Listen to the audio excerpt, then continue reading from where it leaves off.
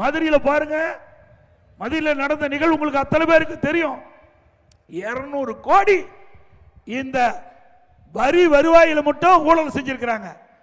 அந்த சேர்மனு, அந்த மாநகராட்சி மேயரை இதுவரைக்கும் நடவடிக்கை எடுக்கல.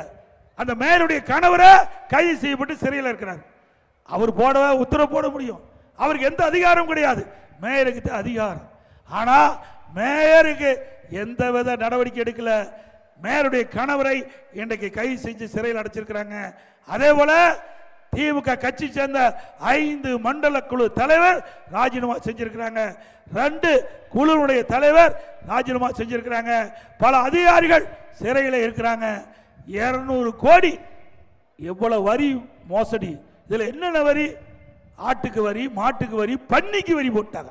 பன்னி வரி கூட ஊழல் செய்த அரசாங்கம் திமுக அரசாங்கம், அதை கூட விட்டு வைக்கல. இப்படி மதுரையில் வரி மேல் வரி போட்டு மக்களுடைய பணங்களை சுரண்டி 200 கோடி ஊழல் செஞ்சிருக்கிறீங்க. அங்க மட்டும் இல்ல, திண்டுக்கல்ல 4.5 கோடி அங்க ஊழல் அதிகாரிகள் சிறையில் இருக்கிறாங்க. காஞ்சிபுரத்தில் அங்க இருக்கிற திமுக கவுன்சிலருக்கும் அங்க இருக்கிற மேயருக்கு சண்டை, அங்க நம்பிக்கையில்லா தீர்மானம், ஆளுங்கட்சி சேர்ந்த கவுன்சிலரை கொண்டு வராங்க. திருநெல்வேலியில அங்க பிரச்சனை, அங்க மேயருக்கு கவுன்சிலருக்கும் பிரச்சனை, மேயரை மாற்ற வேணும். அதே மாதிரி கோயம்புத்தூர்ல ஆளுங்கட்சியில் இருக்கிற கவுன்சிலருக்கும் மேயருக்கும் பிரச்சனை. எதுல? பங்கு பிரிப்பதில் பிரச்சனை. ஆக இப்படி ஊழல் நிறைந்த அரசாங்கம் தொடர வேண்டுமா? சொல்லுங்க, தொடர வேண்டுமா?